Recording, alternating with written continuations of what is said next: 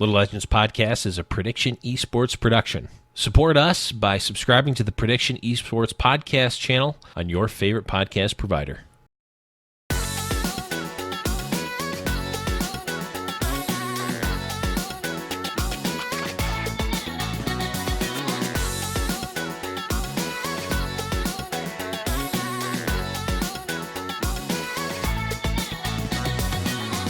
And welcome back to Little Legends Podcast, episode 13.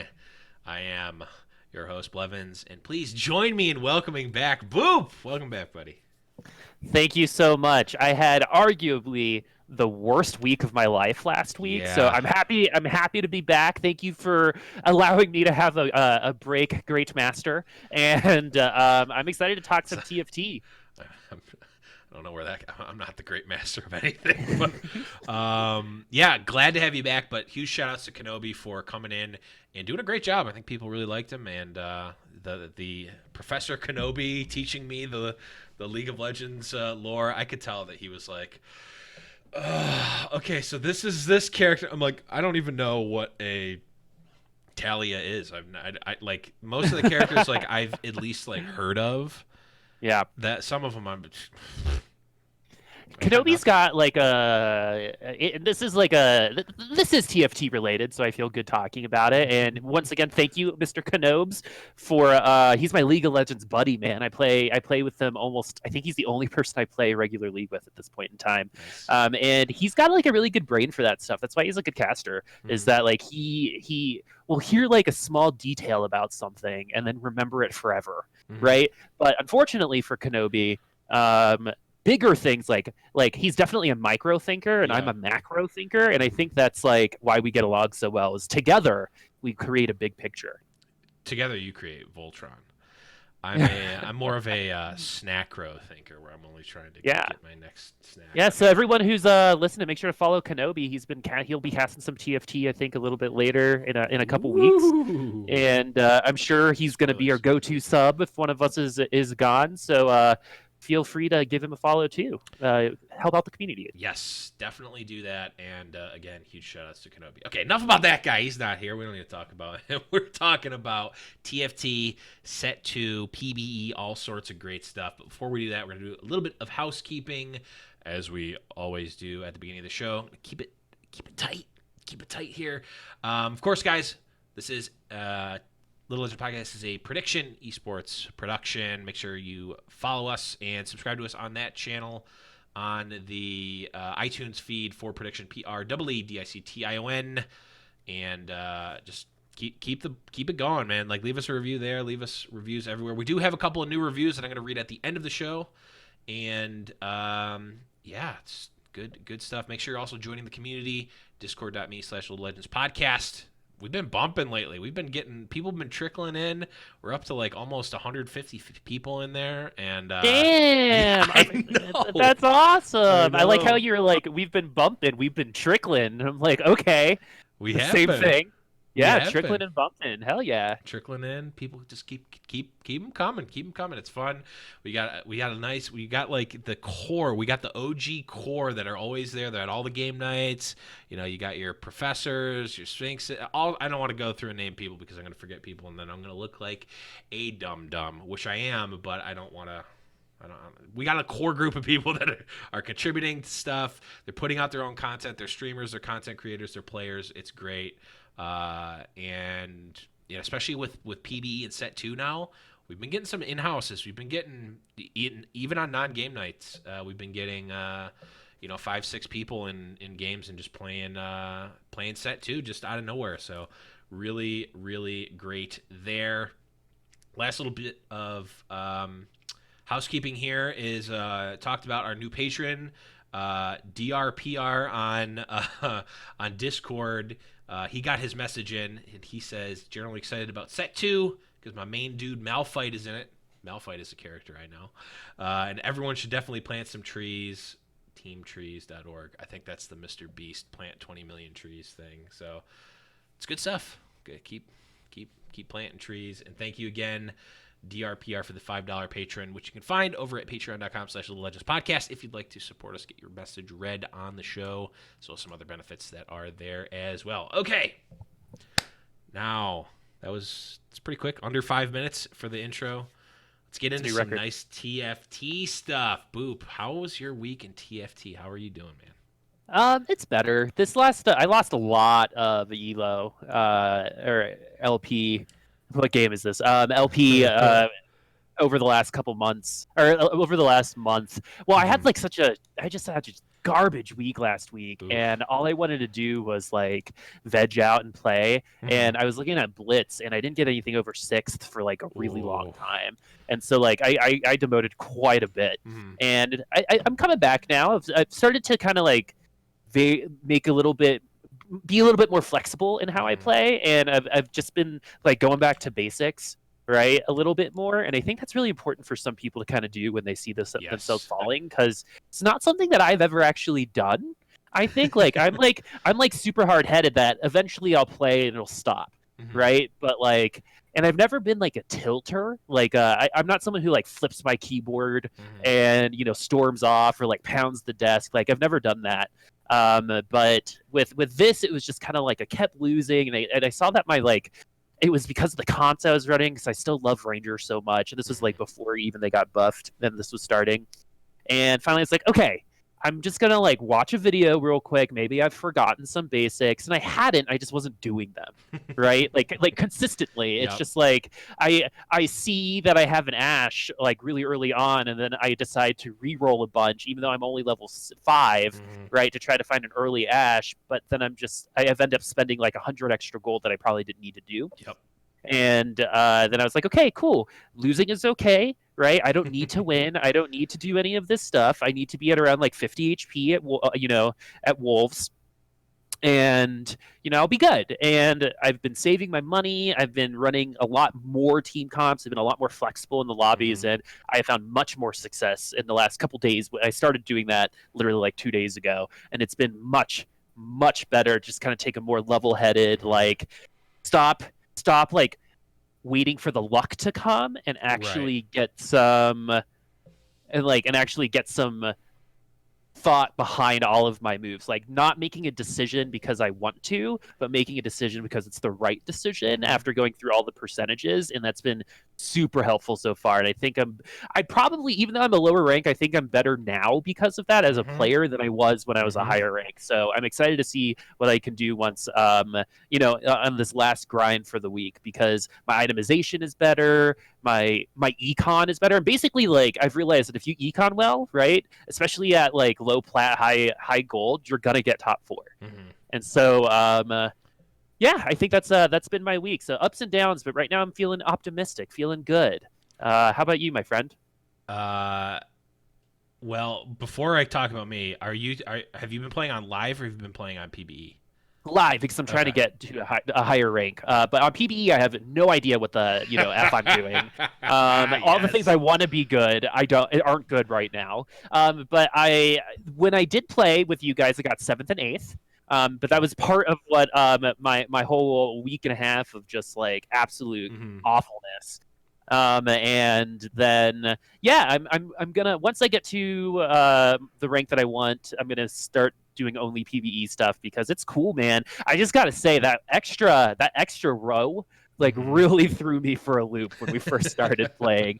Like it was awesome too, right? It was like I saw so many possibilities. I had a lot of decision paralysis, so I'll say it's a good thing.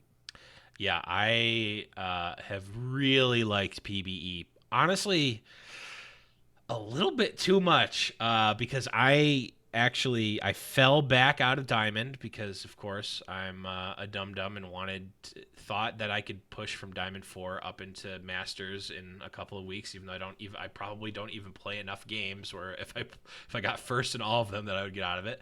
So, of course, I fell back down to Plat 1. And then PBE came out, and I got PBE didn't come out. They lowered the requirements for PBE so that I actually get PBE, and we'll talk about that in a little bit. Actually, we can just talk about it now. They changed it, and this is actually a public service announcement, because a lot of people have actually asked me, like, "Oh, how did you get into PBE?" If you have, Just sign up. just sign up right now. Go to I don't know what the website is. Just Google League of Legends PBE. Sign up. As long as your account hasn't been banned before and you haven't lost honor for whatever reason, you can get into PBE. So do that. I had a bunch of people come in the stream and be like, "Oh, how do I get PBE?" It's like just do it. You can. They changed it. So, but that's amazing. That was amazing. So when I got in, I'm like, "Ooh, I'm gonna start playing all this stuff." But I figured, I'll go. I'm gonna play it a little bit. I'll probably like get that new feel off, where it's like, "Oh, everything looks so fun and new and exciting."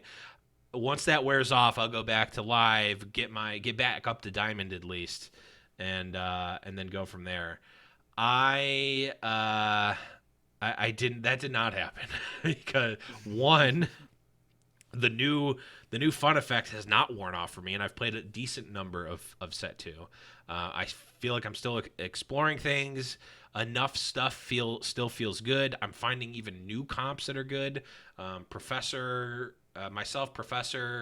Deathblow, and Angry Frog actually played some games, and we stumbled across the possibility of like a hyper roll druid woodland comp that actually I actually took some wins off. I took some wins in.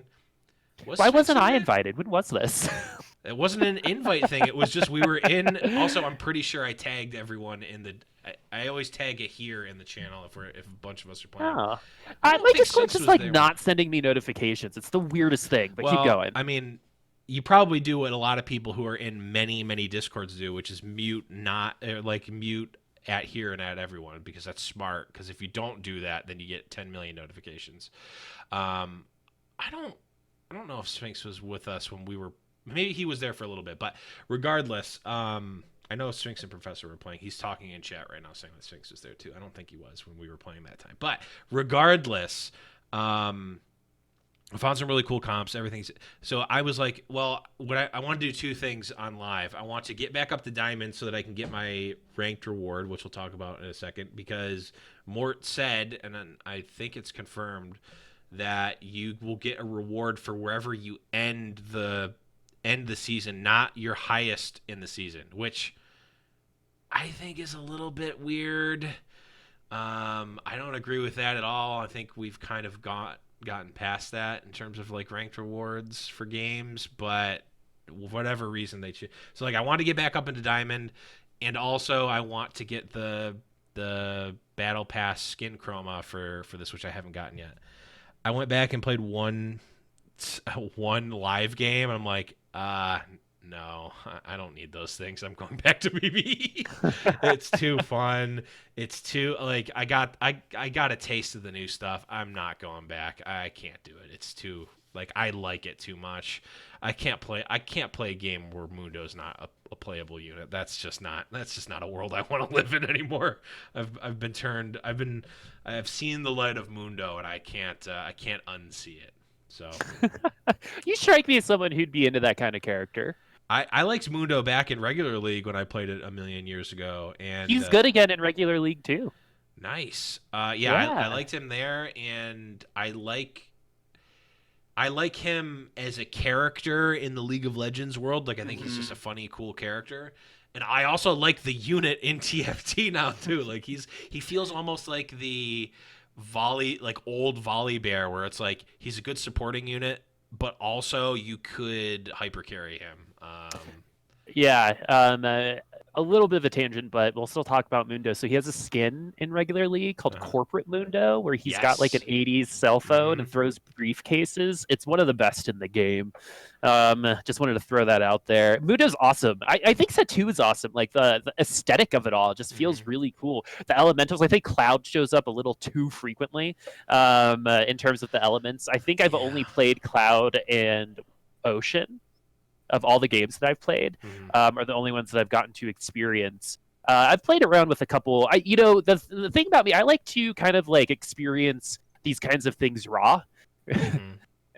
And and the reason why I like doing it is because I learned what doesn't work much quicker by doing it that way, and then kind of like being like, okay, looking at what Tabs is playing right now, like Light Mystic is obviously really good right now, right? And then going into that and putting all of that knowledge together rather than just going, okay, this comp is good, so I'm going to run this and win, but might not know why. Right. If that makes sense. Oh So yeah. I've definitely gone in a little bit more blind to a lot of the PBE things, which would prove as to why I'm not doing that well. But I'm starting to learn like the mechanics of, oh, this is why positioning is important here. This is, because of this, and this is good because I need this unit because of this synergy together Yep. that I wasn't thinking of. And I've been having a lot of aha moments by doing it that way. So for those of you who are trying to figure it out, like just dive in. You don't need to win these games. Right? Like you can experiment. Everyone's kind of on the same footing unless you're Sphinx Boy and the other challengers and grandmasters, right? Yeah. Yeah, I'm excited for it. I have felt the same. I felt that same experience before when I was very deep into competitive MTG. Like a lot of people when they come in, and even me now, just not being able to put as much time into it. I'm gonna go on. I'm gonna look and see, hey, what's the best strategy in draft? What are some good archetypes? What are some decks I can build, and just kind of go from there and build off of that. When I was in the thick of it, I remember specifically watching Channel Fireball, which is one of the top content creating websites, one of the best content websites for Magic the Gathering. I remember watching their streamer, or this is even like before streaming was really popular, but I remember watching one of their videos, one of their draft videos, and like actively disagreeing with a lot of the decisions that the pro player was making, which like sounds crazy, but at that time I had drafted the set more than that person had. Like I actually had, that's how much I played at that time. Like I had more experience than the pro player just because I had been grinding that whole week and I was in college and they they didn't have the time. So like with set 2 almost like there haven't been a lot of guides for it because a lot of the pro players have been splitting their time because a lot of them are the Sojus, the Raditzes, the top those top 10 ladder players are still grinding ladder in set 1. Now we're starting to see a lot of the top players shift over to PBE in part due to the Red Bull Invitational, which we'll be talking about in a bit. But like a lot of the comps and stuff, just people haven't figured it out. They haven't had the time to do it, and a lot of the top players who are normally making the content for it have been sticking with set 1. So now it's like, well, I haven't seen anyone like. I want to just see what Woodland Druid does. Like, what if I just keep my early game Woodland Druid, comp, and just keep it going into the late game, and not only keep it, but like really heavily roll for it and try to tier 3 all my units.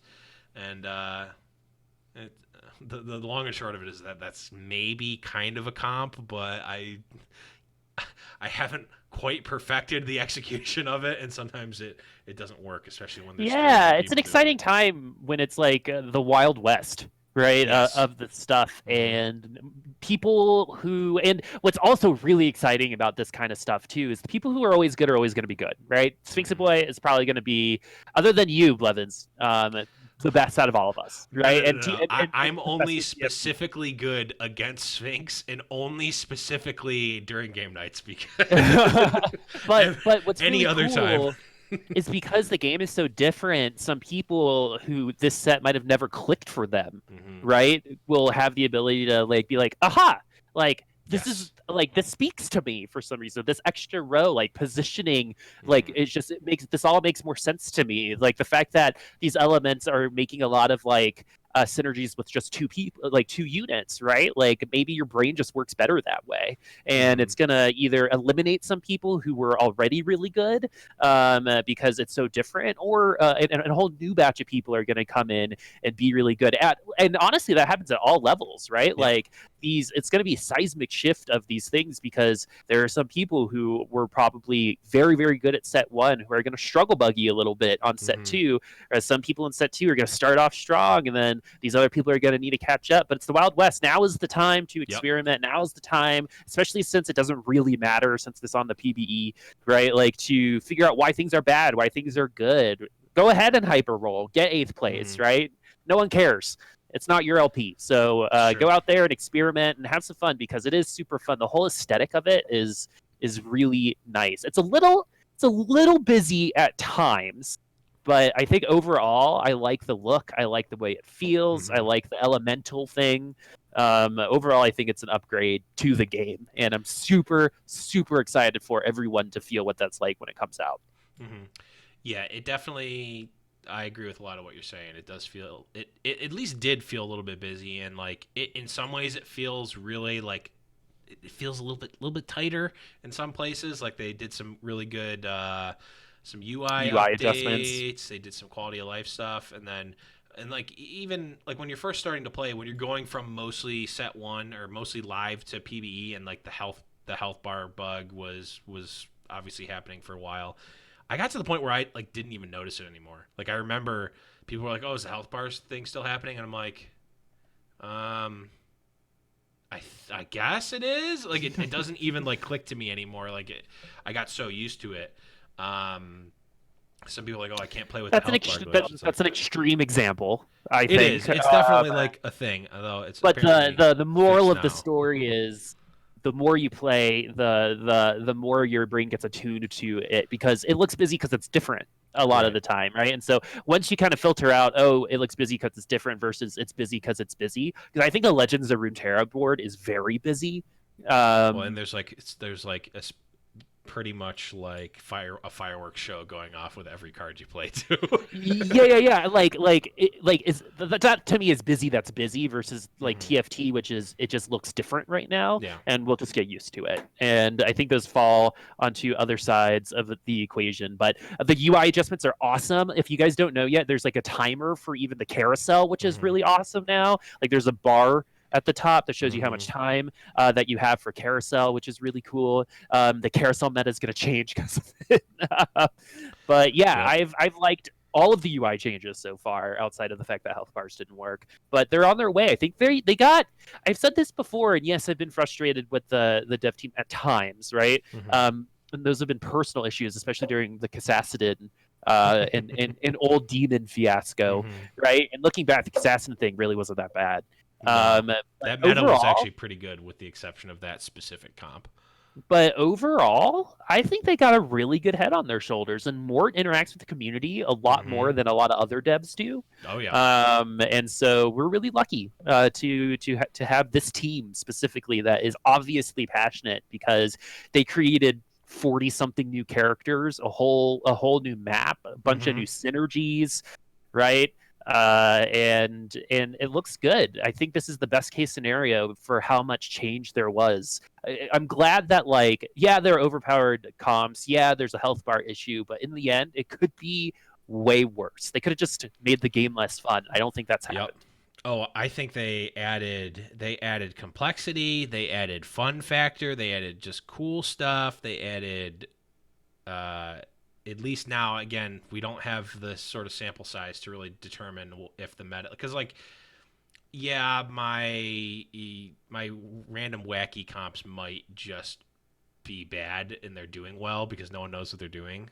But still, it's like summoner. You can go summoners. You can go light. You can go shadow. You can go rangers. You can go blade. Like all that stuff seems at least like viable, and it seems like it's a little more interchangeable now. Like you can it's more of a like smooth transition between comps, because there's the like the two-piece like mystic and wind, and like there's all these like connectors, and the meta changes depending on what board you get. Like when you have a wind board, like Kiana being a wind assassin like opens up a whole new comp earlier on, and like that gets better. Versus like a Inferno board where it's like the Kiana being an Inferno assassin isn't actually that good, or it's not good for that comp, it's good for a different comp. Mundo gets way better in the mountain comp because you can just put him in and give him health, and that aspect is really great. I do think they need to probably tweak wind a little bit, just because it's like just make the Iceborne gauntlets and you're in really really good shape. But besides that, like, they added so much more stuff. It all seems very fun. And Yeah, a are lot you of other saying good things. dodge is a little bit of an issue? I mean, I'm not saying that dodge is an issue. I'm saying that Iceborne gauntlets just being an auto build in every comp, no matter what, when it's that board Mhm. is. I don't even necessarily think it's an issue. It's just like Iceborne gauntlet is like that is the least fun thing about this meta, or about this set to me so far, I think, which is says a lot, because that's not even that bad. Like, Iceborne gauntlets is still a really cool item, and I'm fine with it existing. I'm fine with it being good too.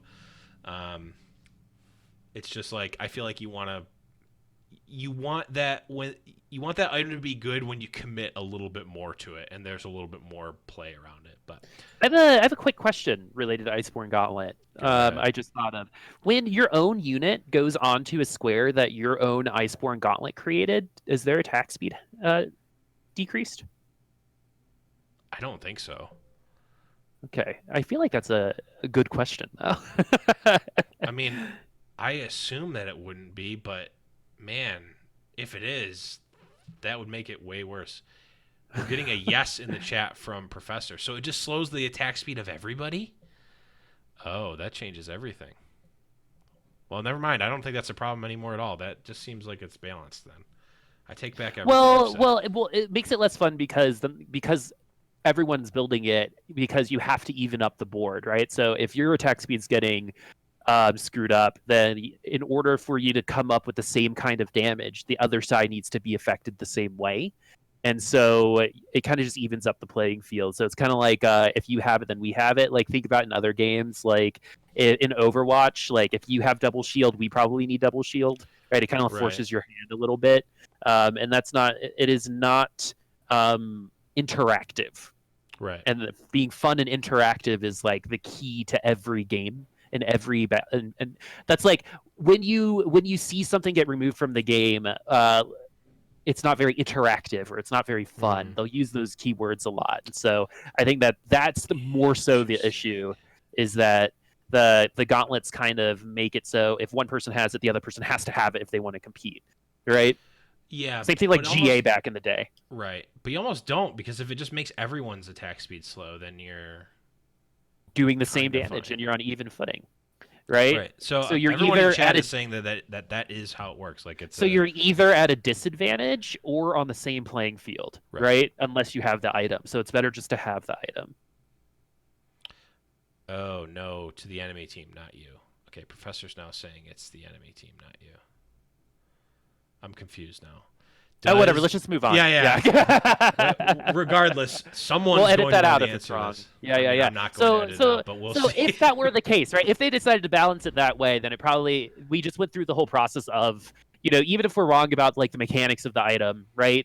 It's Mhm, that's the process that the devs have to go through, right? Is mhm. if this item is good, is it required for the other side to have it in order to give everyone, the same opportunity to win, right? Is it a disadvantage to not have it and only even playing field to have it, right? Like that's not Mhm. something that you ever really want. Stay You a want while and interaction between listen. the items. You want the ability to build a bunch of different things because what ends up happening is that all comps just end up building the same items. I think Right.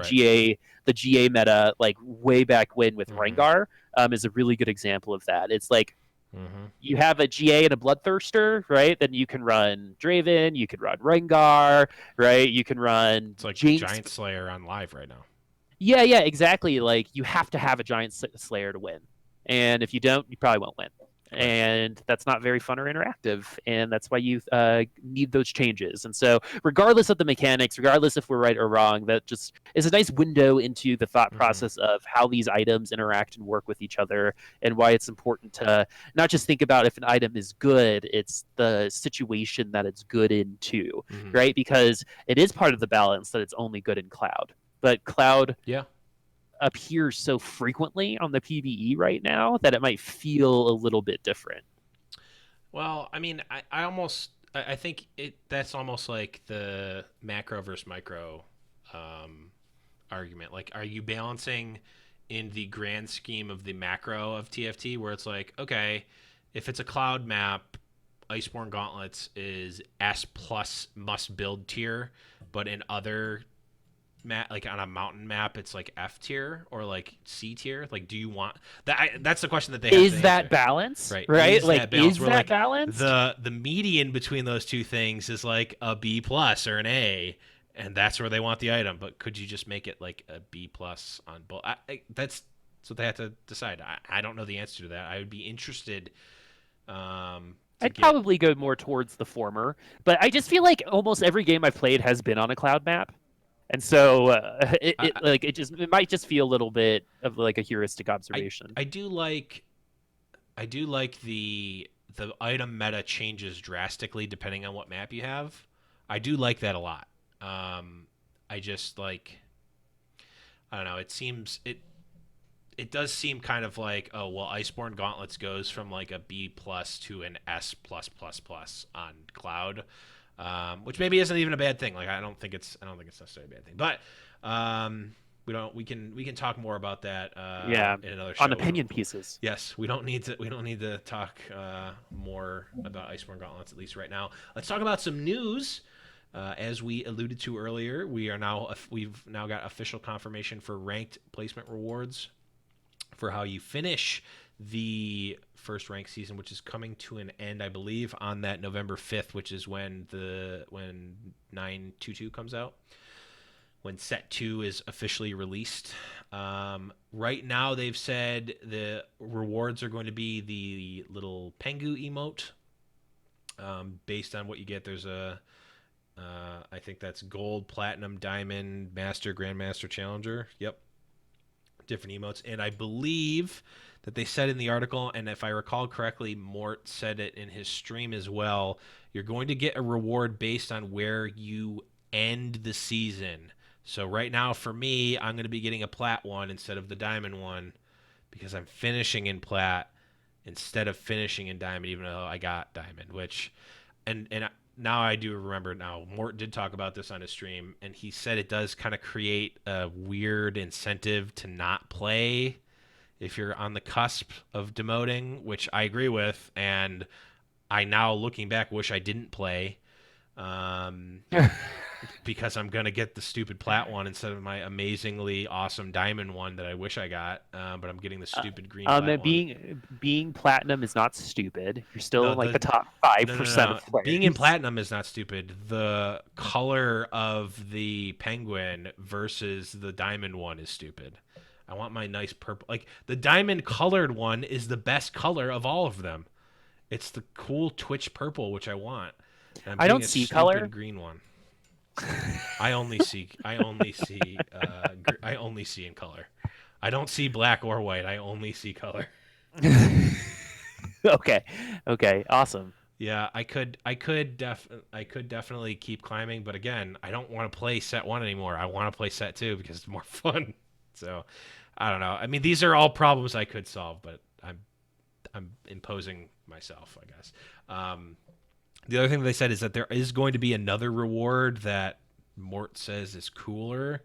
They haven't given any details as to what it is, but you are going to get essentially back. You're going to retroactively get the reward that you should, but they haven't announced a date when that's coming or what it is. So it's got to be a little legend, right? That's what I'm thinking. Is that like it's a little legend that represents like maybe it's like it changes based off what rank that you got. Because like the regular league guys are getting skins, right? So I think that would be like the equivalent for us. Well, here's the reason why I think it's not a little legend. And again, this is based on information. This is based. I don't think it's going to be a Battlefield either.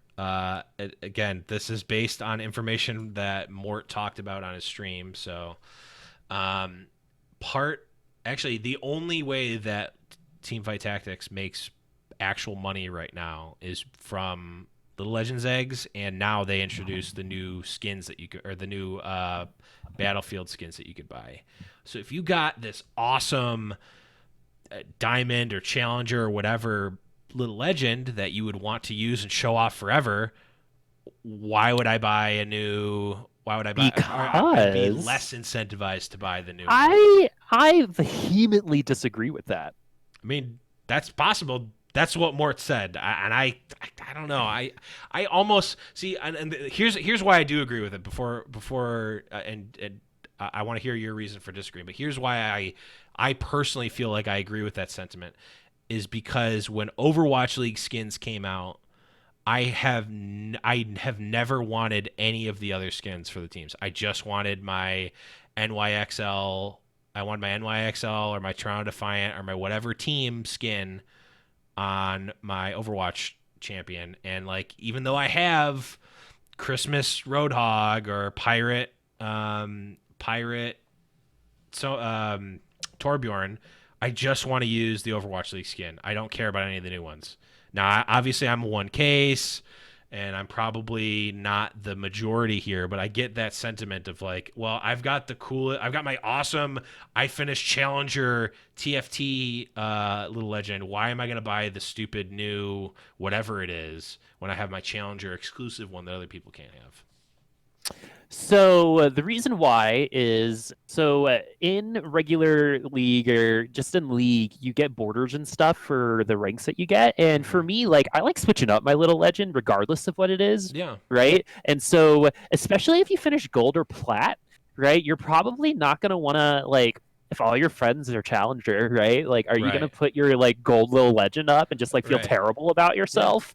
Right? Like probably not. And so you're probably gonna like having it as like a collector's item Mm-hmm. because the thing about like and this is why icons are so popular, I think, in Mm-hmm. a lot of games, including like if you go into your client, there are like mythic icons um, that like you can get only at certain times or by Right. achieving a certain rank. Mm-hmm. And I don't use my mythic icons all the time. Like I have them like Santa Baron, like from like a while ago. So basically, Mm-hmm. one of the it's like rare-ish now, but it's a mythic. It's like in season 2 or 3, if you reached a certain amount of honor, you got a special icon, which was Mm-hmm. Santa Baron, and everyone used Santa Baron for like a month or two, right? But since it was holiday related, maybe it's a little different. But then no one really uses it. There's so many other icons that Right. you just kind of just choose the one that you like, right?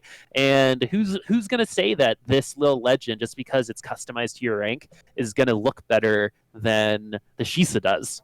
Right, Right. which I think is like one of the more, even though like they're not my favorite little legends, I think our newest ones on live right now look really Mm-hmm. good and look Yeah. really polished.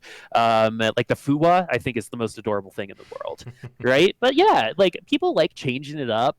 That's why some people still play the River Sprite, right? Sure.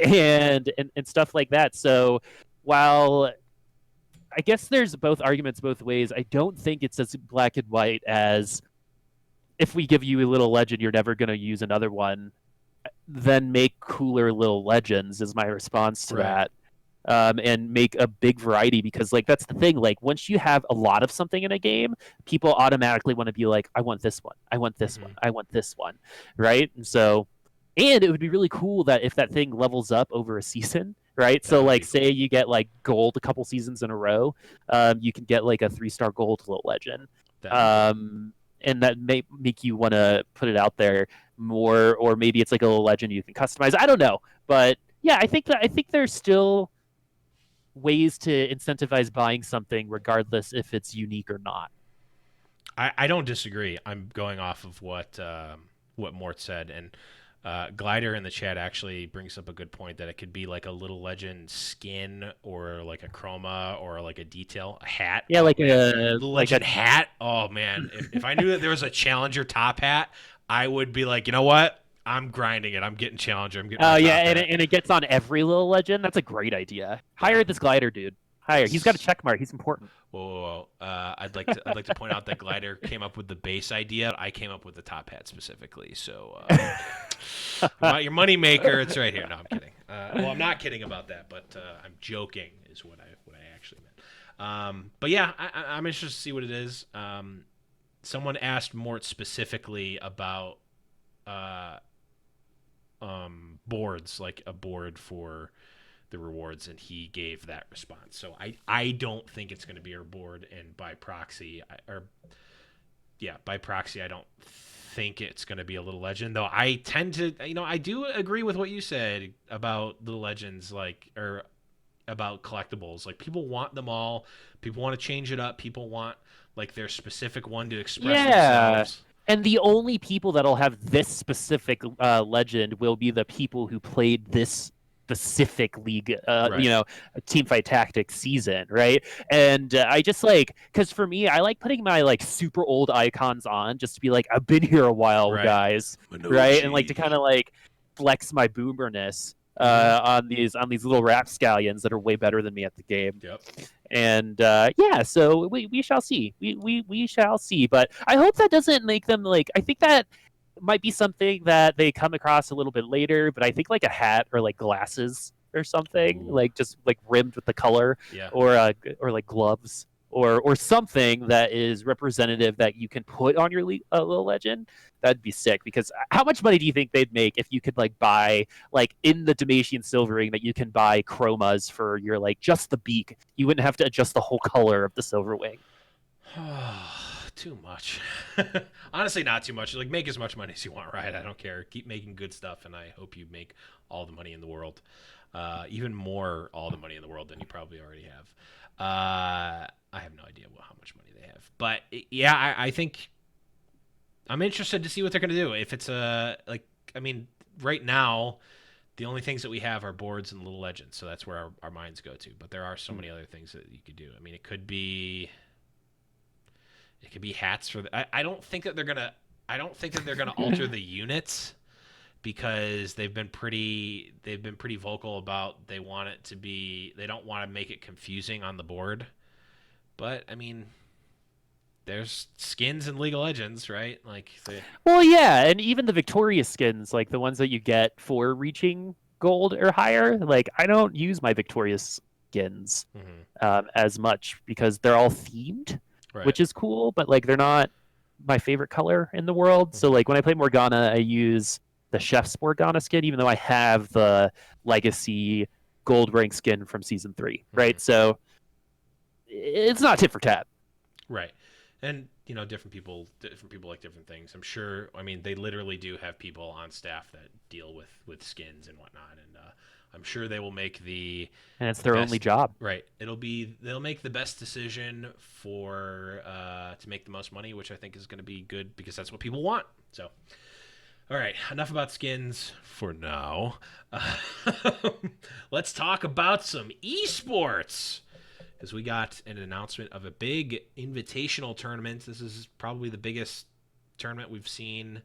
It's definitely the biggest tournament we've seen since Twitch Rivals, and that is the Rise of the Elements Invitational, where they are partnering with Red Bull to put on a two-day competitive event where you'll be able to see all the new champions and traits in action. The Rise of the Elements Invitational happens on October 30th and 31st, which, if you're listening live, is tomorrow, and Wednesday Wednesday and Thursday of this week.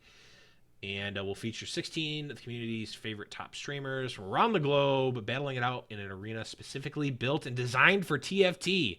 I want to know where this is because I'm going to be in California tomorrow and I want to go if it's possible. I don't think it is, though. So if someone from Riot is listening, hit me up because I want to go to the event if possible. I don't think it's open to the public, but you know, I'm followed by the TFT account on Twitter, so basically VIP. And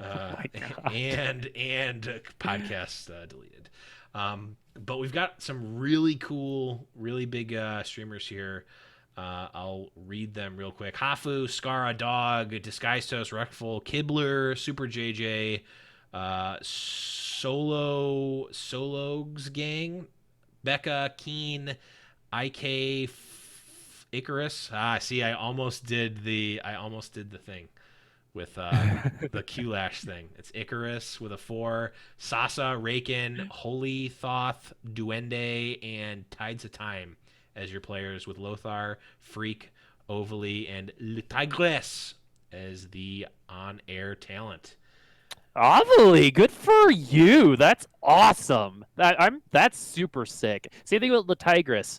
I wonder.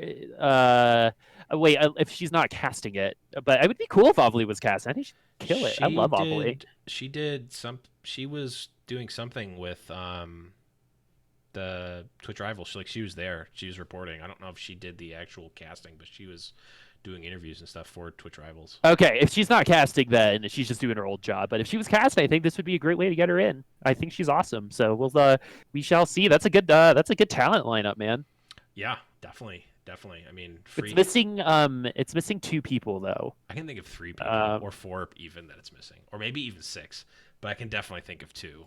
I can definitely think of 2. Yeah, most of the 2 that really not be on this podcast right now.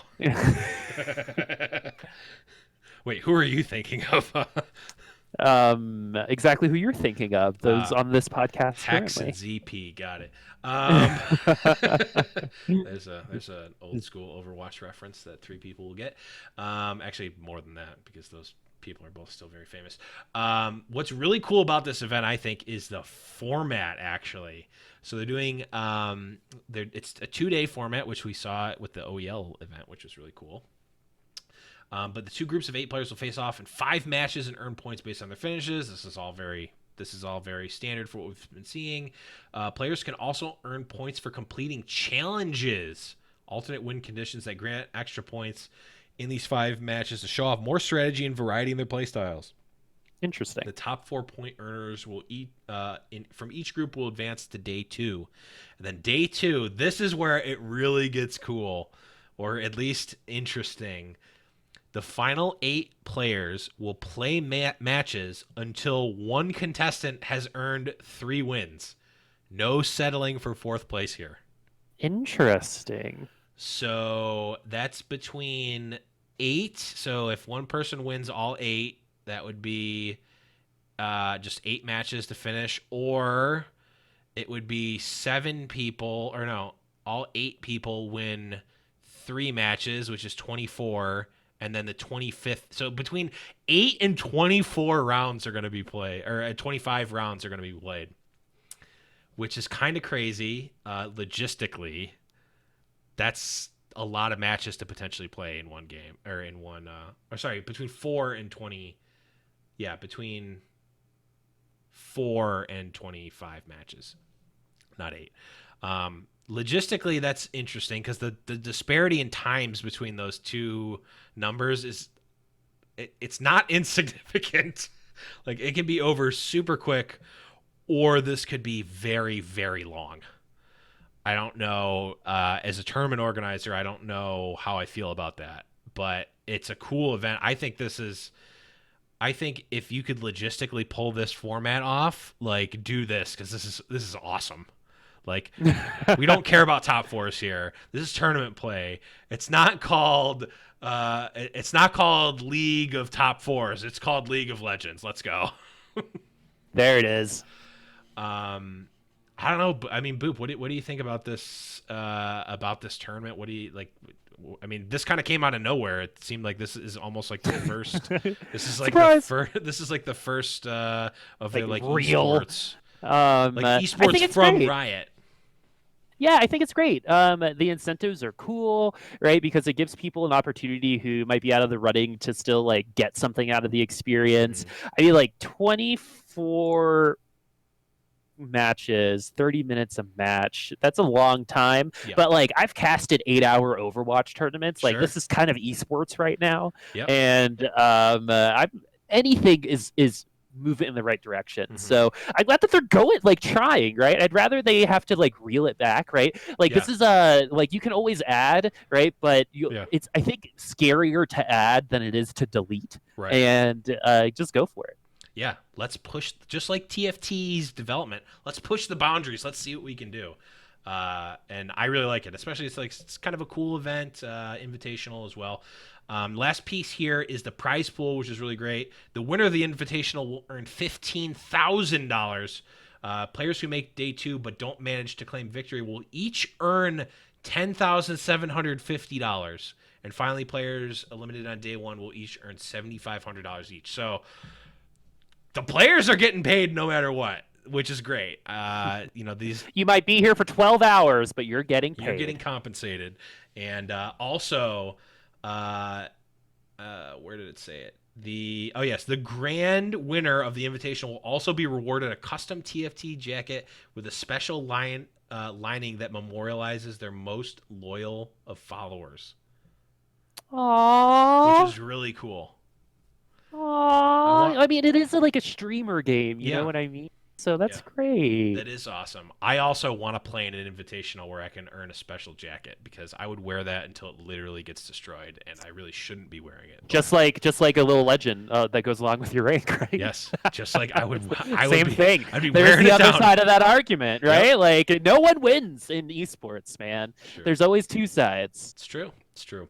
But yeah, overall, really excited about this, and I can't wait to watch it tomorrow. I'm going to be in California, and even if I'm not there, I almost certainly won't be there. I definitely won't be there, but I'm going to be watching it all day, regardless. But when we come back from this break, we're going to be talking all about the changes that went on PBE for Set 2, and it's going to be exciting because there's some big changes that are coming right in time for this invitational. Stick around. If you want another way to support the show, head over to patreon.com/Little Legends Podcast and become a patron today. We've got all sorts of goals and tiers available, and we're open to suggestions as to what the other tiers should be. We'll be putting exclusive content. Videos, and other things on the Patreon, as well as giving you early looks at projects that we're working on. Head over to patreon.com/Little Legends Podcast right now. Welcome back, everyone. Hope you had a fantastic break over the, minute that it's been for you, but the hours and hours it's been for us. Actually, it's probably 10 minutes. We're coming back, and we're going to be talking about the new changes to the PBE for Set 2, 9.22. This is the, normally we don't go over PBE changes, and normally they don't even give us the PBE changes in a log like this, but because this is the introduction of Set 2, and also because this is what the aforementioned Invitational is going to be played on, they gave us these updates. And since I've been playing so many games on this, I actually have some opinions on these changes. Ooh, instead of just reading them off mindlessly like I normally, like I never do. I always have opinions that are based in something. But let's jump in, talk about some of these. Start off with their little intro. This was actually posted by Mortdog. Hello, everyone. With Set 2 on PBE, we wanted to do something we normally don't do and make sure everyone is aware of all the systematic changes that are going on as well. For the PBE cycle, we'll be posting updates here as things change. Thanks, and enjoy playing Set 2. So we start off with the traits here. Electric damage has been increased from 60, 200, 500 to 70, 250, 500, and light healing. Light bonus healing has been increased from 20% to 25%. My initial impressions on this are they took two, like electric. I don't think I've ever had the electric trait active, ever. Like even by accident. Like I literally have never had it active. So I mean, I've heard other people. I know Professor TFT has been a pretty big proponent of electric. Maybe a little too much so. I think he pushed it further than it should go, but it seems like a pretty good early game synergy. And this just pushes it a little bit more. Like now I might accidentally do it instead of just like never having it. And then light healing, the light healing change could be big because I think light is one of those. It's almost like the nobles of it. It feels kind of like the nobles of this set because it's like there's a bunch of them. It technically has a 9-piece bonus, which I've gotten, by the way.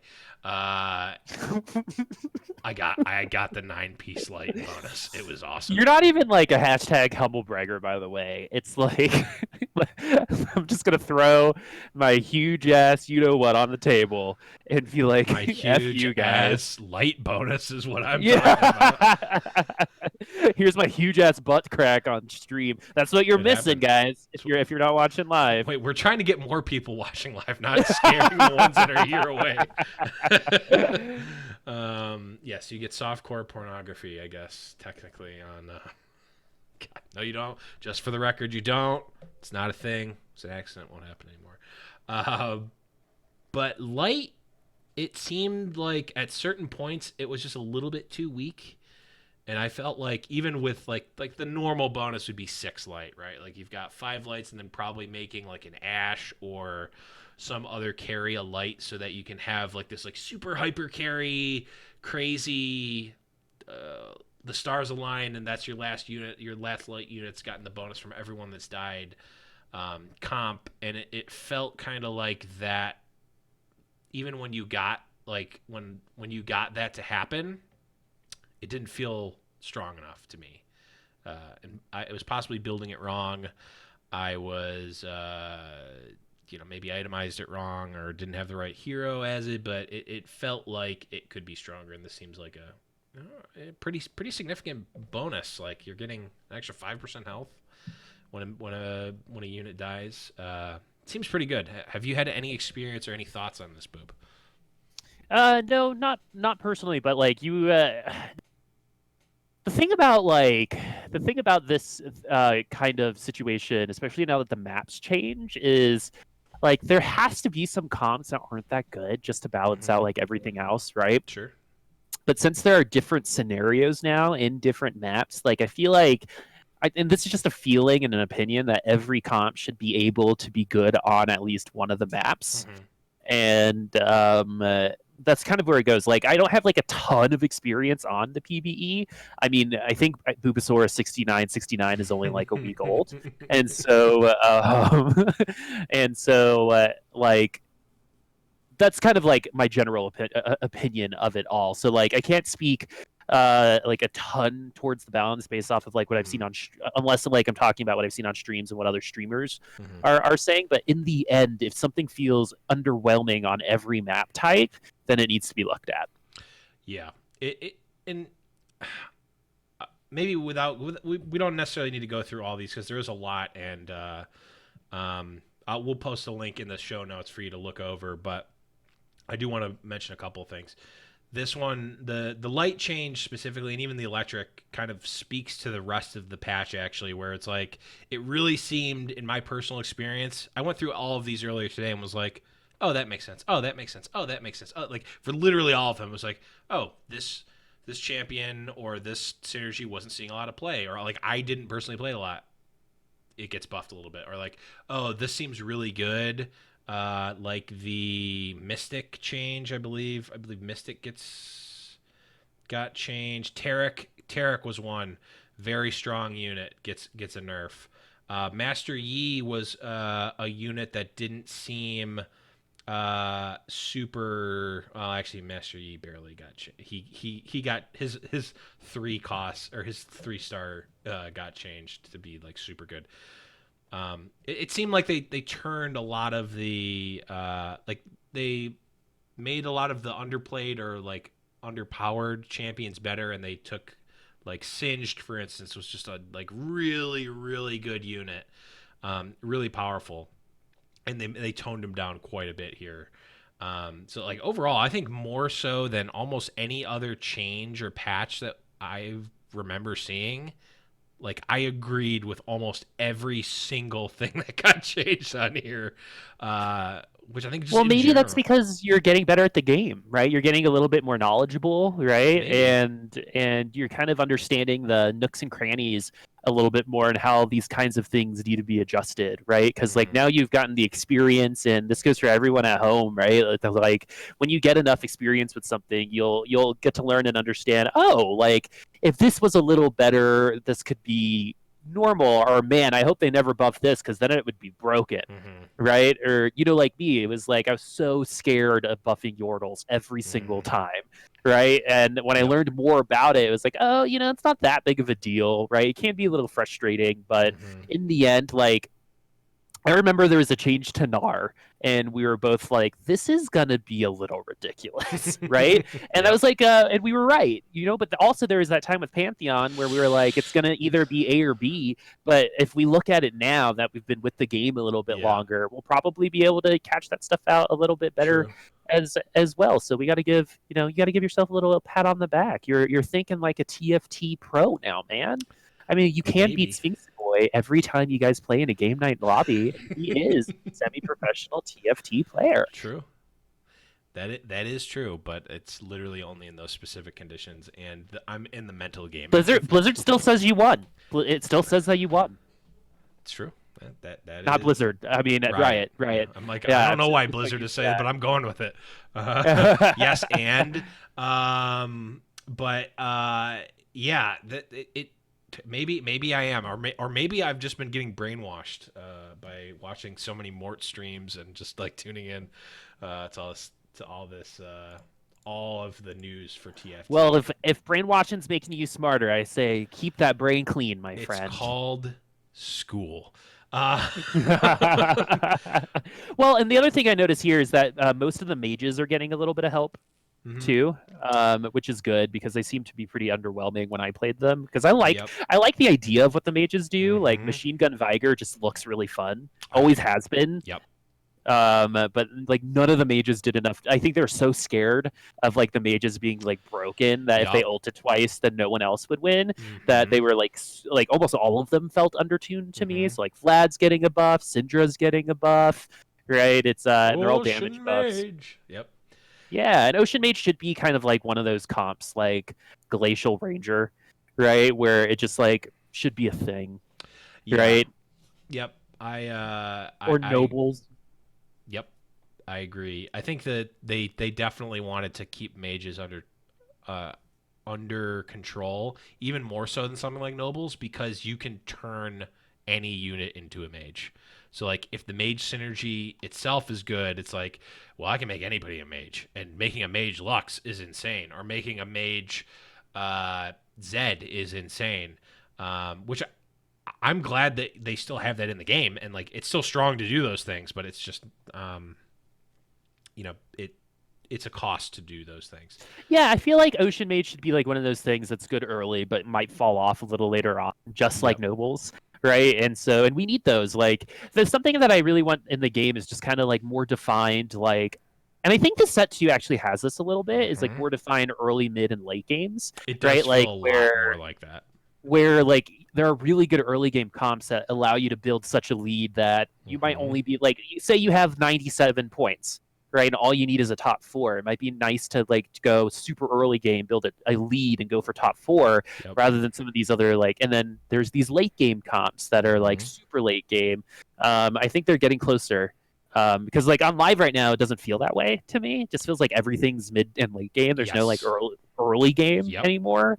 It's just kind of like going through the motions early game until you get to your comp. But and I think Gunslingers were supposed to be that early game lead bringing, and Pirates I think were the other thing that they tried to do that with, but it never really kind of came to fruition. Well, Pirates I think is almost like, it's not the early game strength, it's the I'm sacrificing the early game to get the gold really early and then transition into something.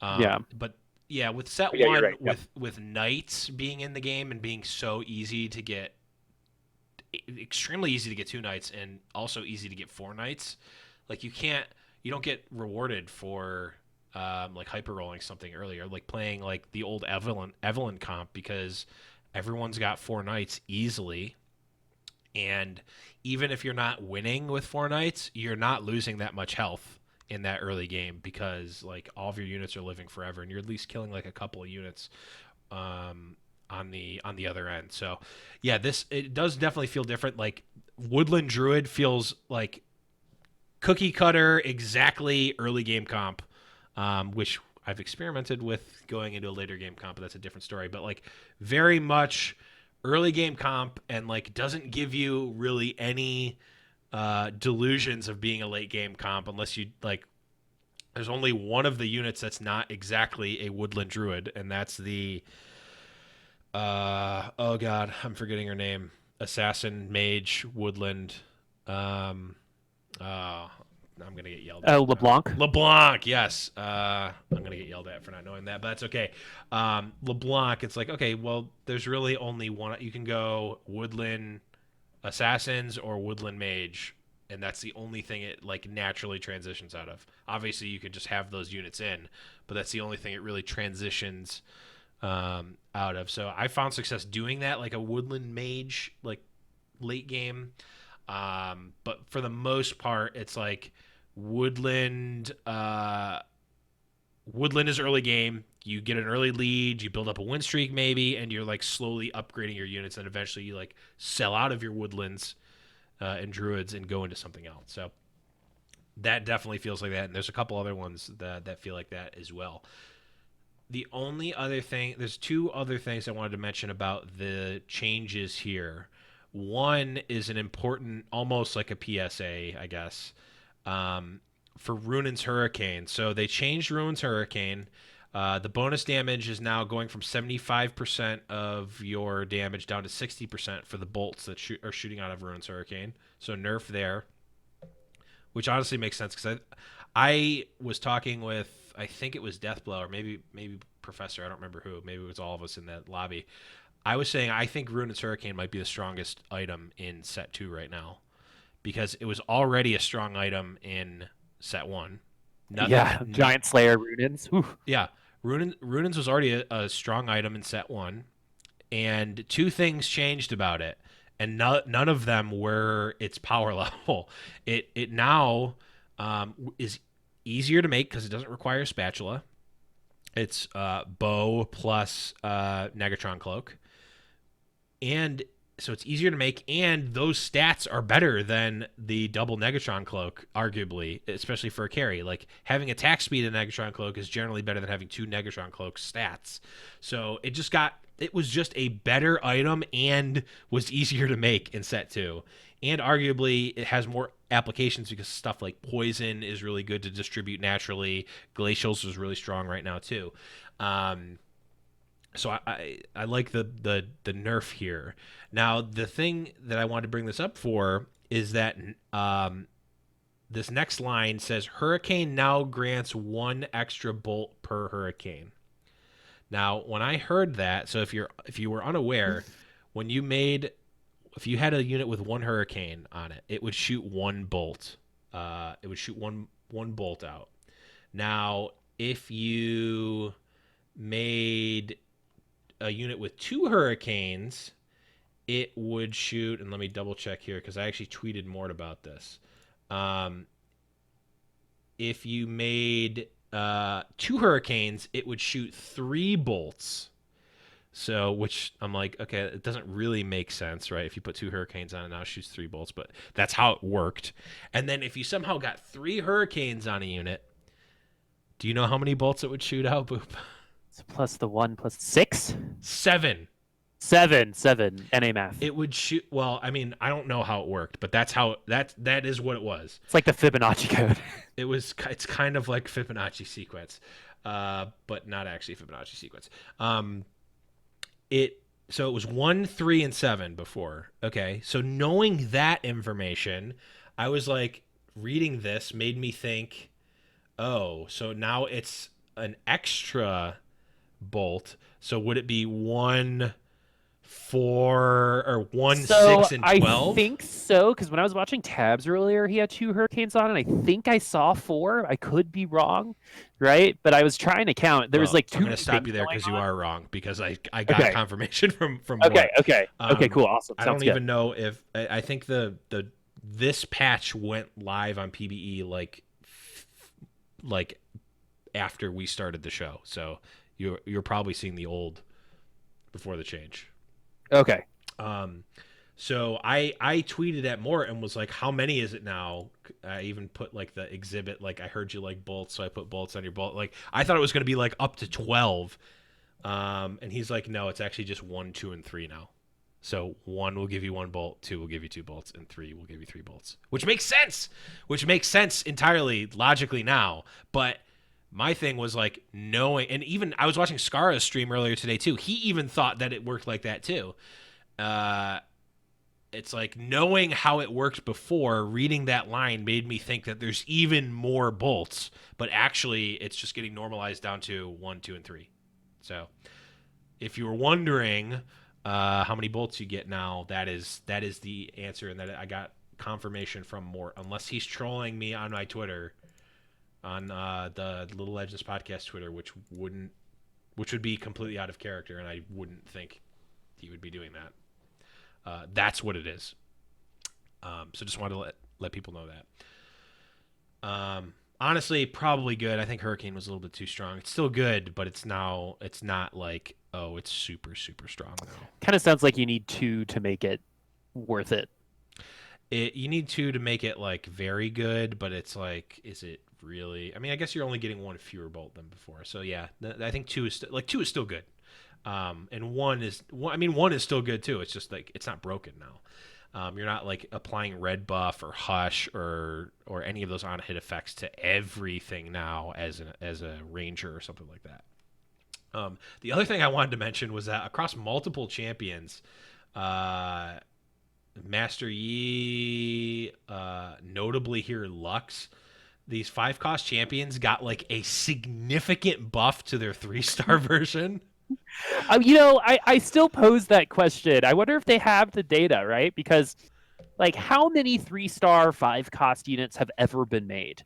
I Right? know Like that they do have the data because I was talking with one of the like data engineers for TFT, and she was like, "No, I know the answer to that question." I'm like, "I want to know. I'm just curious." it's just like at this point would it be over under like 50? Right? Like because they wouldn't I mean obviously you're never going to get a level flux, right? That's why she does 9,999 damage. I mean, Mort said in one of their test games that he had 8 Luxes. It's still not 9. It's true. You're not wrong. You're absolutely not wrong. I've seen it happen one time, and it was on I think Dog's stream. If you can't tell, I watch a lot of TFT streams. Well, because like for me, it's got to be someone that is not played that much. So like you probably have the best chance if and like of those 5-star 3-cost units, I bet characters like Misfortune come up much more frequently. I mean, Right? I saw it with the Because Swain on oh, Dog okay, Stream. that's Someone crazy. had a tier 3 Swain. Deathblow actually had. I mean, in set 2 right now, it's as easy as it's ever going to get, right? Because there's fewer 5-cost champions, so like the chances that you're getting multiples is higher. But yeah, it's not easy. No, not at all. And that's why they've got you with like these immense buffs when you do get the third. Yeah, Because like if you get a 3-star 5 cost, that's like on your lobby, right? Like right. it's just like okay, guys, like you guys let this happen, Yeah, and now you're all gonna suffer. and also like now it's like, well, now I technically have the like the searchable thing of like, well, I'm gonna maybe I'm gonna save up my money for some round. I'm gonna plan for this and roll like 100 gold to try to get this Lux. Like I want to do it. I think it's cool. That might Especially be one of the incentives at the Red Bull tournament, maybe. oh, it might be that would be sweet. I want to see a 3-star Lux.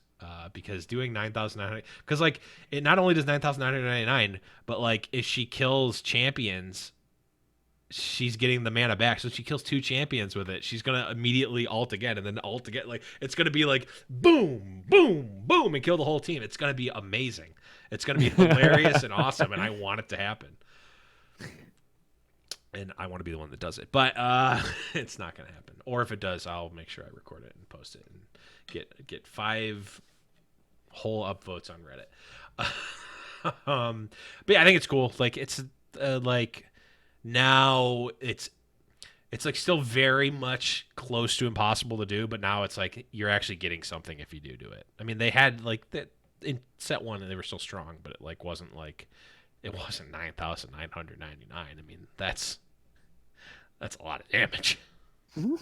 That's tons of damage, which is a League of Legends joke. See, I don't get those jokes.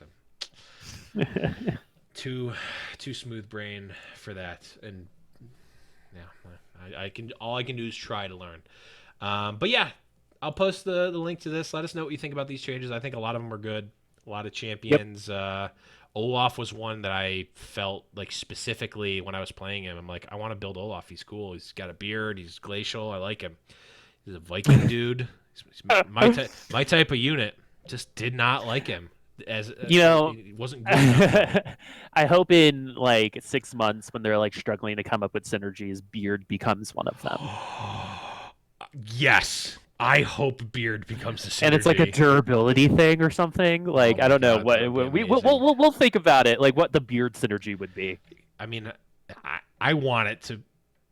The more I know that you listen to the show. Just think about it. Just. Don't make it a 0% chance. I'm not right? asking like, for too much for Christmas. I just want one thing, and that is I want a glimmer of hope for a beard synergy at some point. I just want not a no. That's all I want. That's all I want is not a no. But let's move on here and talk about some opinion pieces here. I was actually gonna do these last episode with Kenobi, but we were pushing 3 hours of record. We were actually recording for more than 3 hours because of setup and break. So I cut this section, but that doesn't mean that it has to go unused. We can talk about our opinions on some set 2 units and what we're going to be missing from set 1. So, Boop, we'll start with you here.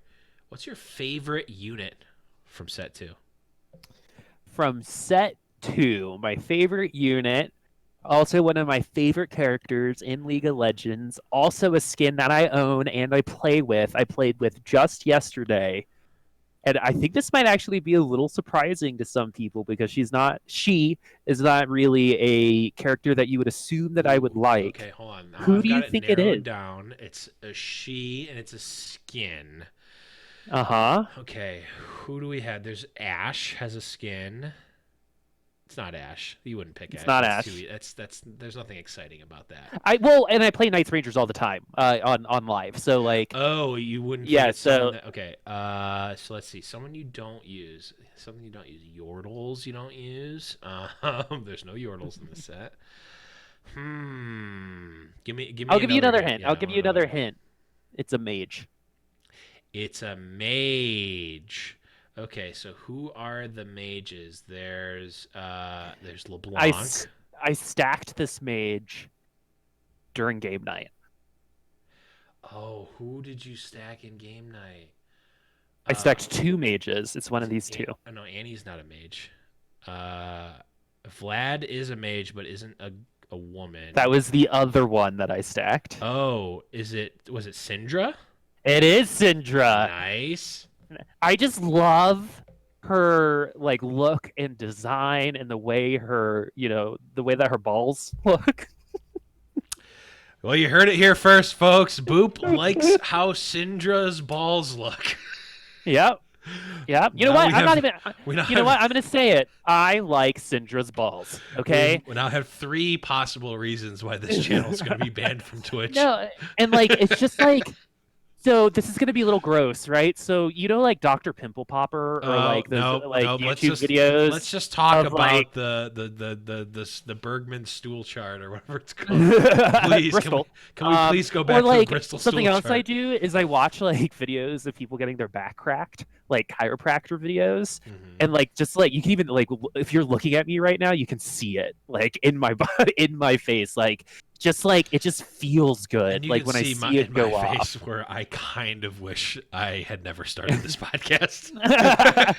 Like it's just like the way that it looks and feels when I play her, when I ult her, like use her ult in regular League of Legends, it's just like a wonderful neck crack, sure. Or like when you pop a pimple and it gets on the mirror, right? Just like that kind of satisfaction. That's why she's my favorite. Well, I guess I'm never playing Syndra again. That has been confirmed. I don't even know how to follow that up. Well, my favorite unit was Syndra. No, it's not. See, here's how much I know about it. I didn't realize that wasn't what she normally looked like. Yeah, she's normally purple. But I love like the ocean skin, and it was like I bought that skin a long time ago, and I've just recently gotten to start playing her in regular League, and I've been loving it. Like she's awesome, and like she screams a lot too, and so like it's just like so satisfying. Like she was like ha when like the balls come out, and it's like just, that's how my husband and I met, and yeah, Yeah. What's your favorite unit? I like this game. So, honorable mention is Ezreal. Ezreal was my old main way back in 2010 with League, and I also did use the Frozen skin back in the day. Okay. So that was an honorable mention. Olaf is another honorable mention because hashtag beard power. But Uh-huh. to the surprise of probably no one, considering we talked about it a lot before, Mundo is definitely my favorite unit in this new set. I think he does feel a lot like old Volibear, where yeah, maybe I just run him in my Berserker comp as a supporting unit. Maybe I run him as the third piece to my poison comp. I think he's the only unit he's the only poison unit that I see in poison comps no matter what. Like he will always be there. Sometimes Twitch also is probably always there too, but like I've seen the Kog'Maw is the most common to get cut. A lot of times you might not have singed yet. I've seen singed Mundo Kog'Maw like in Predators, which is another one of my pocket comps that I really liked, even though it's not that great. But Mundo, he just seems really strong. Like he can be a supporting unit, and you can stack him. Like try putting some Warmog's armors on him, and you're gonna be okay. Even a single I had a game yesterday where I only had a level 1 Mundo. Like I could not find the tier 2 Mundo because everyone was using him on a mountain comp. Throw him on a mountain hex with a Warmog's armor, and you're gonna get very far in that game. I love it because that's like one of Mundo's core items in League of Legends Mm-hmm. too, right? Like you can't play Mundo well unless you build a Warmogs on him in regular League. Mm-hmm. And we got away from a lot of that, like building Spear Sojin on Lulu a while back, right? Mm-hmm. Or like building like Ginsu's Rageblade on Asol. Like Mundo and Warmogs have been a match for ever since Mundo and Warmogs have been things in the game, Mm-hmm. right? And I'm glad that they made that a thing in TFT too. Yeah, I mean that means almost nothing to me, but I do like that you like it. Aw, I that's mean, called support. I I feel it. I also like that there are combinations like that make sense to new players who are coming from traditional League. Like if you're coming and you don't know anything about TFT, it's like, well, I'm going to build my Mundo. I'm going to put the items that I put on him in League, and in this case, it works. I mean, like you're saying, some cases it doesn't, but if there's at least some of it, that's fine with me. I also like I like Mundo. I like Poison a lot. I like the Poison synergy. I think it's really cool, and I like the fact that you can put a Thornmail on Mundo, and when people attack him, they get the poison debuff by attacking him because he does the damage back to them. So it almost makes him like a poor man singed.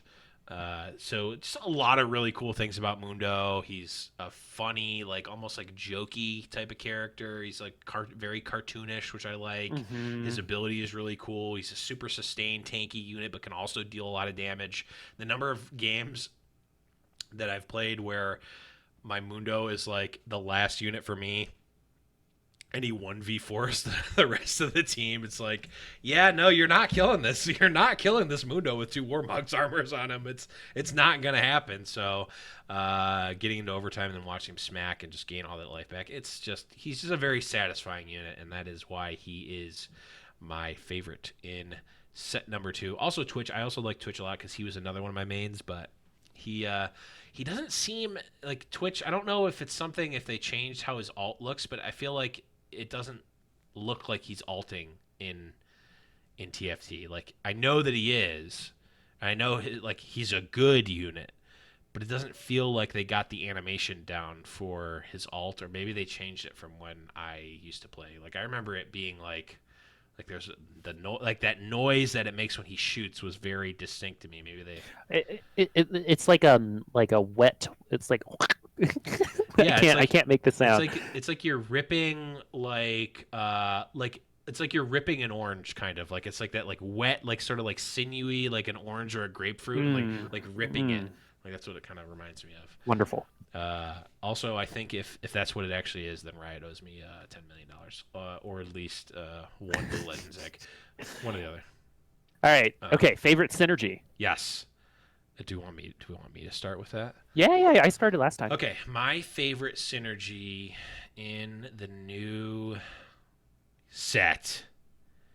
I mean, I already talked about poison, and that's probably it. But I think overall, I actually think woodland is probably my favorite synergy in the new one.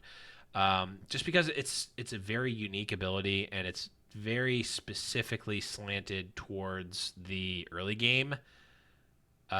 It's basically like it just gives you a whole new unit, and it's not broken or anything because like the unit doesn't have items and it's random which one it gives you, but it feels very strong. It feels a lot like Druid, the current iteration of Druid in Dota Auto Chess, where it's like one of your Druid units, one of your lowest level Druid units randomly levels up for the round, and that feels Hmm. kind of like that. But I just like the Woodland synergy. I like the fact that it's like very specifically early game, and that it still can possibly, if you really try, scale into the late game. And also, Woodland Lux is a thing that you can get. You can definitely spawn an extra Lux, which is really strong Which is too. good. Yeah. She's a 7 cost unit, so that's great. Yep. My favorite synergy, not because it's good, and not because of anything other than the fact that it sounds super cool, is Berserker and then Warden. Yes. And so like if I Berserker. knew nothing about TFT and I saw like there was a Berserker synergy, Hmm. I'm 100% going that Hmm. direction. Yeah, that's about it. So unit you'll miss the most, and I'm actually not going to miss anybody. Really? Yeah, so and the reason why is because most of my like favorite league characters are in set 2. Mm-hmm. Like Syndra, Lux, Singed, Mm-hmm. Mundo is definitely up there. Annie's definitely up there. Like a lot of Mm-hmm. characters that I play in regular league, Mm-hmm. Kiana, are in set 2. Okay. And so like other than like maybe for the memes, I'm gonna kind of miss like Elise and Okay. like some of our one cost like bad units because they're going to be replaced by other one cost bad units, but Yeah. like the memery of like putting like 3 rage blades or oh, you know what, it's Rex, it's not, it's old Rek'Sai. Okay. I might miss because I'm not gonna be able to I guess I could build it, but I can't do double Warmog Shojin. It's um not as good. yeah, exactly, because he doesn't burrow underground and gain all that health. Oh, she doesn't I burrow was gonna underground say, and gain all I that got health. blasted for not knowing the gender of Rek'Sai, so you have no excuse. Yeah, I know, right? And I knew she was a girl. But so I'll miss that. But there are going to be other troll builds that I'll be able to figure out. Oh, But yeah, believe I me, mean, there are. I would say Annie, Syndra, and Lux are 3 of my like favorite characters just in Mhm. general, and they're all in there. So see you later, set one. I am gonna miss Gangplank because Beard synergy. Beard synergy. Gangplank was awesome. I liked Pirate a lot. I thought that was a cool synergy. I obviously like gold. In the game, like getting more gold, getting more resources is really good. Um, but yeah, besides that, I thought Jinx was a cool unit. Um, I liked the built-in, like she doesn't really have an alt, but she kind of does. Like you need to get kills. It was very satisfying to get those first few kills, and like the Blitzcrank Jinx combo was a really Yeah, cool one that I liked. That was very the meat satisfying to wall. do that. Yeah. Oh, and Volibear too is I loved old Volibear too, which I played an embarrassing number of games with using Volibear before I realized that he has a new alt in this new one. Yeah, it was more than 3 games with actually using Volibear in my comp before I realized he doesn't. I'm like, ooh, maybe I can stack him. I'm gonna try to get him 3 costs. I'm gonna put like a hush and like all these things to spread the damage. It's like, nope, doesn't work like that. does not. Everything's different. It's a different thing. Oh, also that reminds me, probably my actual favorite synergy is Summoner, because like who doesn't want? You've like, been a asking million for that Zeds? literally Yes, since day one. I have. I love a million Zeds. Don't take a million Zeds out of the game. I don't care if it's not good. I don't care if it's nerfed. I just want to be able to build a million Zeds, please. 525,600 Zeds. Yes. Okay, we got there. Okay. Absolutely. I love it. All right, man. Anything else? I'm ready to read this. I'm ready to read this iTunes review. Okay, yes. we're gonna wrap up here. No, I appreciate this review. So we're gonna talk about the iTunes reviews, guys. If you haven't already, please do leave an iTunes review or a review on whatever podcasting platform that you listen on. If it's Spotify, I think you can leave reviews there. Maybe you can't. I don't know. Whatever you can, leave a review. They all are very, very helpful.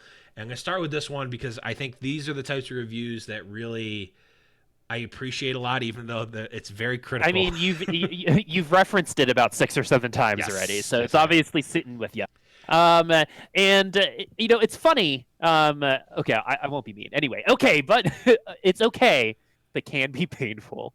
That's like the definition of my personality. I think this is one of the better TFT podcasts, but there are some major issues for me. First of all, Blevins can go from inaudibly quiet to devastatingly loud and back in seconds. What do you mean that can be that? Oh, sorry. I usually turn my volume higher for the podcast because Boop and the guests can be very quiet sometimes, and this definitely makes the fluctuation in audio levels much worse. Also, I know this isn't a LOL podcast, and I can deal with Blevins misgendering Mirexai or not knowing the difference between Zyra and Diana. I still don't know the difference there. Zyra is the one with the plants. Diana is the one with the white hair. Is the assassin. But taken all together, the overall lack of awareness kind of ruins an otherwise loud and interesting podcast. That is apt. That is very apt.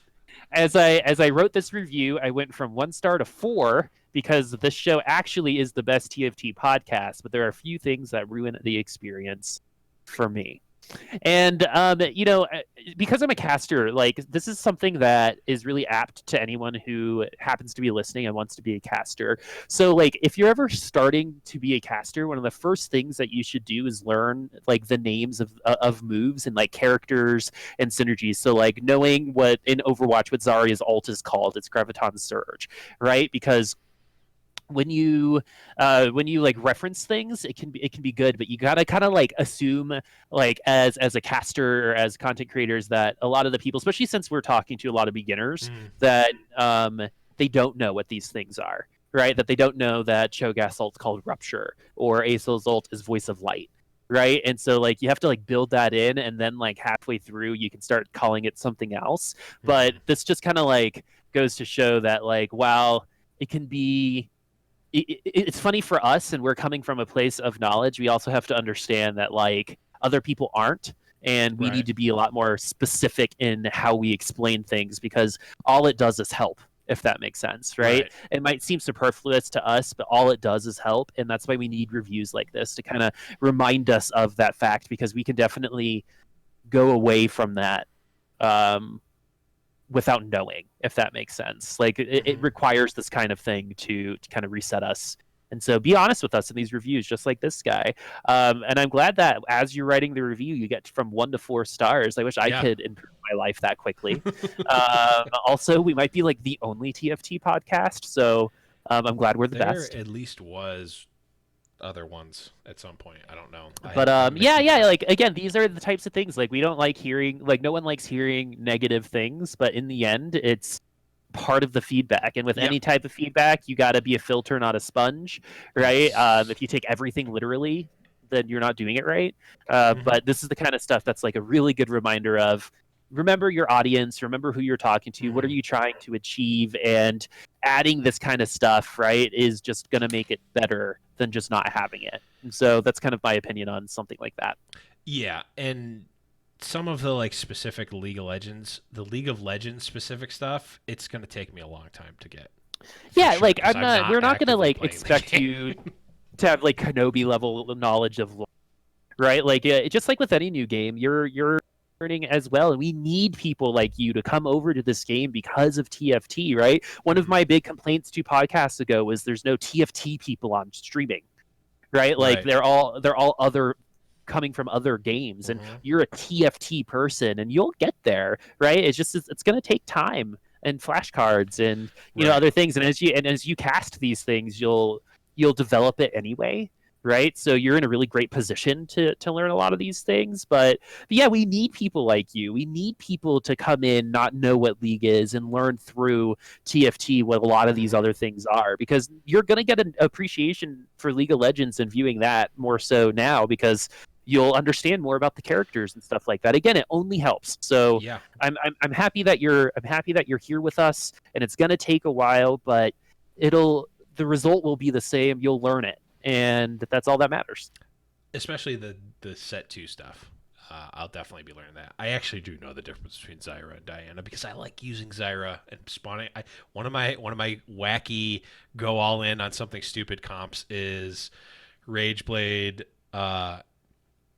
Rageblade double Shojin on Zyra and just try to make as many plants as I can. Yeah. It's really stupid, but it was one of the first things I tried to do. But yeah, no, I really do appreciate this type of feedback. The sound stuff is just stuff I'm just really bad at, even though I do this all the time. I try to get the levels right, but that's something I need to invest in more, like a better setup for intake and whatnot for audio. So that's something that can definitely be fixed. And I'm learning more about League lore and whatnot and all that stuff. So I'm gonna keep improving and guys, please do, if there's anything like that, just let us know. Just leave us a review, or you don't even have to leave us a review to let us know. Hit us up on Discord or whatever. Yeah. I think I put a show suggestions. Hmm. I think I put a We're show both suggestions thing we're there. both open to feedback, right? If we want to make this the best show possible, and like if it was like 1 star and like these guys are annoying, period. That's not feedback I'm gonna listen to, right? Well, I Like mean, it's that, not wrong, but but at that point, I'll just like roll my eyes and go, whatever. But this guy obviously listened to us, right? yeah, And like it was a thing, and we want you to share your opinions, or this guy or girl. I don't want to assume, but they keep promoting um, DePlatt is their name on iTunes. and so yeah, it's important to us to hear the feedback, good or bad, whether you think it's worth it or not, right? So it's Yes. um it's it's all information we can sort through, Hmm. change our show for the better, and make this the best we can, because we want to be consistently the best TFT podcast there is, Yes. and that's how we get there. Yes. Now a little bit of a palate cleanser from that. No, but I seriously do really appreciate it because that does, you can tell, absolutely came from a place of really enjoying the show and just wanting the show to be better, which that to it's me like is like, it it's means a like this lot. chili was really good, but it had onions in it.